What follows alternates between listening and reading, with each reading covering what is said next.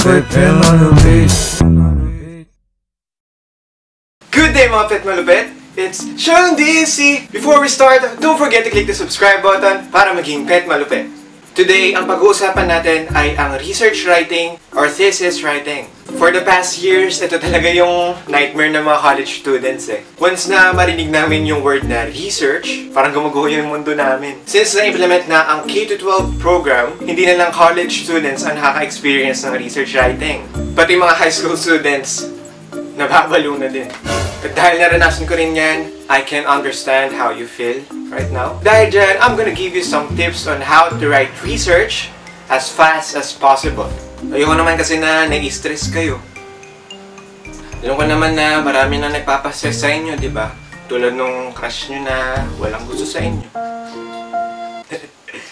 After watching this video, I am very sure na madadagdagan pa yung mga stress nyo.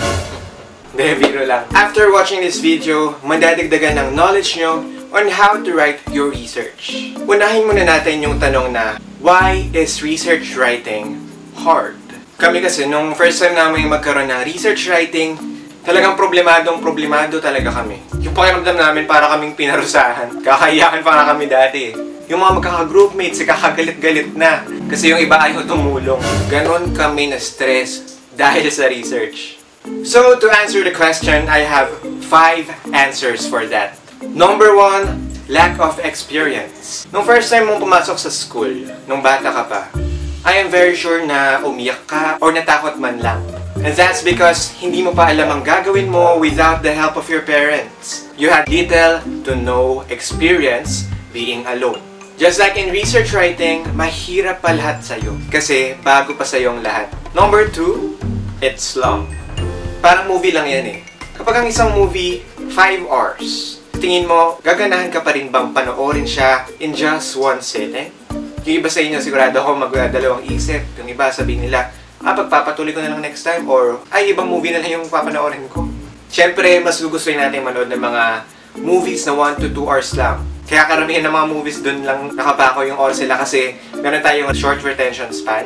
May iba sa atin, kapag masyado nang matagal yung isang bagay, nawala na sila ng ganang gawin yung isang bagay. And since research is very long, syempre yung iba sa atin, parang nawawala na sila ng ganang ipagpatuloy pa. Kasi alam nilang, tagal na itong gawin. Parang ayoko nang gawin. Parang gano'n. Tapos kapag may nakita kang yari ng thesis, maisip mo, kaya ko bang gawin to?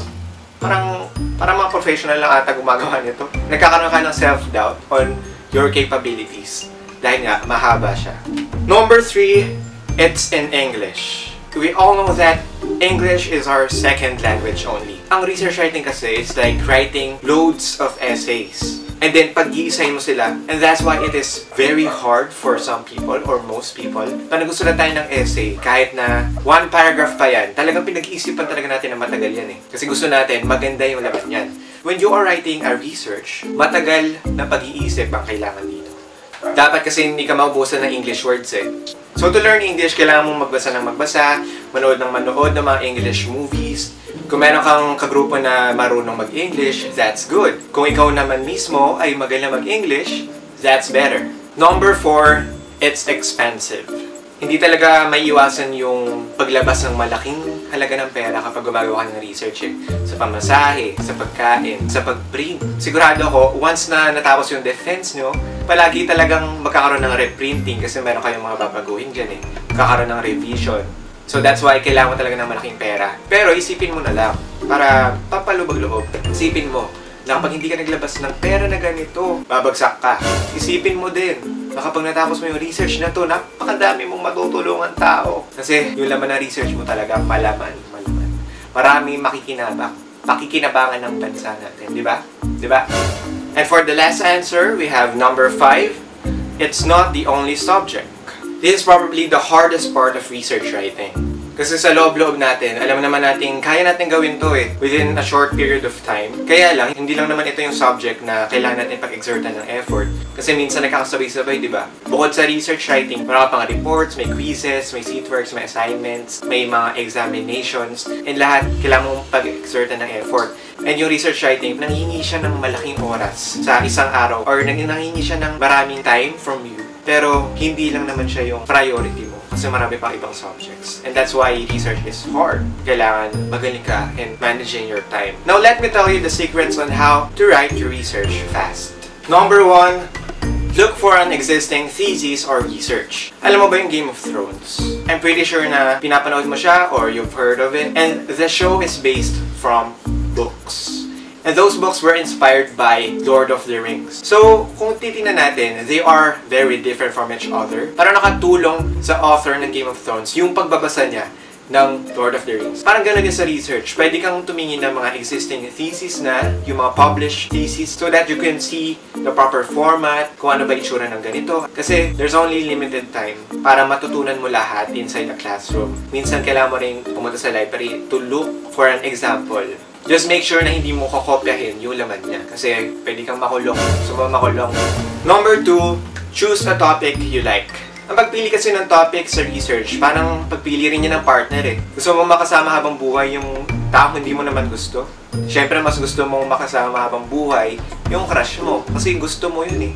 Diba? So parang gano'n din sa research. Mas gugustuhin mong tapusin sa research kung gusto mo talaga na tapusin siya. Pag nakikinig ka ng song, siyempre yung uulit-ulitin mong kanta, yung nagustuhan mong kanta. Ulit-ulitin mo ba yung kantang hindi mo gusto? Di ba hindi? Siyempre yung mga kantang uulit-ulitin natin, yun yung mga magagandang kanta. Katulad nung Araw, di ba? Watch Araw music video exclusively on Shawn DC's YouTube channel.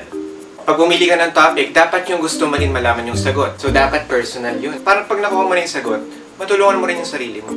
Number 3, be a member. If you're lucky, paniguradong meron kang leader na alam niya kung ano talaga gagawin sa research. Ang gagawin mo lang, ask him or her kung ano ba yung matutulong mo sa research and then tumulong ka. And at the same time, be observant. Obserbahan mo kung paano ginagawa yung research. Kasi baka next year or next sem, ikaw na yung leader, tapos hindi mo alam gagawin, di ba? So, mas maganda nang handa ka. Number 4, ask help from your classmates. Sa bawat classroom naman, paniguradong may mga estudyante, alam nila lahat ng gagawin, di ba? Sabi nga dun sa commercial, huwag mahihiyang magtanong. So, kailangan ka-close-close mo yung mga matatalino sa inyo para may mga tutulong sa'yo kapag di mo alam gagawin mo.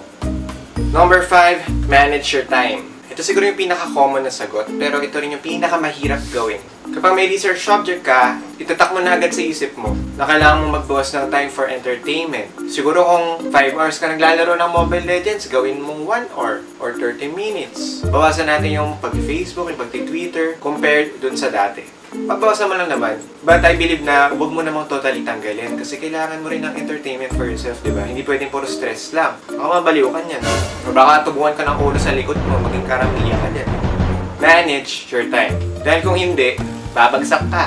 Isipin mo lang lagi na, babagsak ka. Ewan ko na lang kung di mo pa rin umpisan yung research mo. Basta lagi kang maglaan ng at least 1 hour sa paggagawa ng research. Tapos, in the next few days, hindi mo na namamalayan, umaandar na kayo. Bigla sabihin mo, ay! Tapos na pala kami sa research, hindi ko man lang namalayan. Isa pa nga, gusto ko pa 3. Hindi ba gumagawa pa dyan? Gusto niyo tulungan ako na kayo? Ako nagagawa. Sobrang dali lang pala ng research eh. And aside from that, spend a lot of time inside the library. Kasi ito talaga yung heart of research eh. Yung mga reliable authors, sila yung mga magpo-prove na tama talaga yung sagot mo.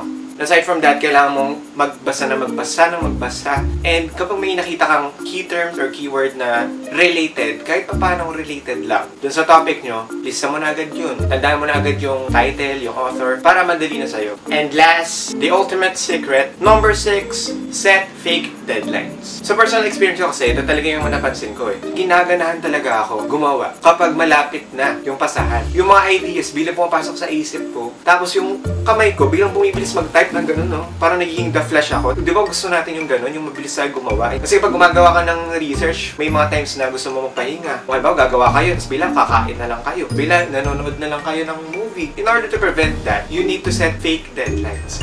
Kailangan mong paniwalain yung sarili mo na by Monday, kailangan tapos ko na yung chapter 1 kasi papasa na namin yung chapter 1. Kunyari, pasa na yung chapter 1 sa Monday. Panigurado ako, magmamadali talaga kayo dyan. And bonus, know your research. Make sure lang na kayo mismo yung gumawa na research nyo and then wala na kayong problem dito. Mababaliwala talaga yung magandang research kung hindi mo siya made-defend effectively. Minsan nga kahit hindi masyadong maganda yung research nyo pero yung pagde-defend nyo talagang swak na swak, madadala yun eh. Minsan kahit sabaw yung research mo pero magaling kayo mag-defend, madadala yun. Kami kasi nun, ang ginawa namin, nag-prepare kami ng mga possible questions na ibabato sa amin ng mga panelists. Mga common questions dyan, Why did you choose this title? Paano mo nasabing ganito? Sino nagsabing ganito? Paano mo nasabing ganyan? Ganon si ganon. Si ganyan si ganon. Diba? Amen. Kasi kapag nagkakaroon ng panel, paniguradong may mababago dyan eh. So you need to be ready. First of all, don't be offended. Common lang na magkakaroon ng mga mistakes. Kahit naman mga galing na, nagkakaroon pa rin ng mga mistakes eh. Nagkakaroon nga ng defense para malaman mo kung ano yung mistakes mo. At para ma-improve mo pa yung research mode. So don't take it personally. Kapag binibigyan ka ng mga suggestions, kung ano ba yung mga pwedeng baguhin, lagi mo lang isipin na lahat kayo may babaguhin. So just accept the suggestions from the panel and then baguhin mo for your improvement. Always remember that the key to a successful research writing is by knowing your research. Prepare, practice, and pray to God. Pray, kasi yun yung isa pang secret yan eh. Before your defense or after writing research, always pray na sana ma-defend namin mabuti, sana konti lang yung mali, sana konti lang yung papabago. Lagi nyo tandaan, research is just a part of being a student. One day, it would be a reason for you to be proud of yourself kasi nagawa mo, natapos mo. Kahit mahirap, kinaya mo. Isipin mo, few years from now, isang memory na lang yung mga pinagdadaanan nyo ngayon. So make the memory fun. Enjoy niyo yung company ng mga groupmates nyo. Encourage each other, help each other. Kung may mga groupmates ka na hindi tumutulong, singilin mo ng malaki yan. Hindi, biro lang. Baka kailangan lang niya ng konting lambing. Baka nagda-doubt siya sa kakayanan niya. Baka akala niya hindi niya kaya. Kaya sabihin mo sa kanya, kaya mo yan. Magagawa mo yan. At bayaran mo yan, kahit pa-print lang puno ka naman. If you enjoyed this video, click the like button below. Don't forget to subscribe for more videos. Kung meron ka pa ma-share na tips about research writing, just comment them below. Mag-suggest lang kayo na kung ano pang gusto nyo makita sa channel na to. I'd like from hearing from you, mga lodi ng buhay ko. Shoutout kay Lalaine Ayala, Sweetie Sweetie, and Jeremy. That's all for now. Thank you for watching. Mga pet malupit. Malupit, malupit, malupit, malupit, malupit, malupit, malupit, malupit. Oh, malupit, malupit, malupit, malupit, malupit, malupit, malupit, malupit, malupit,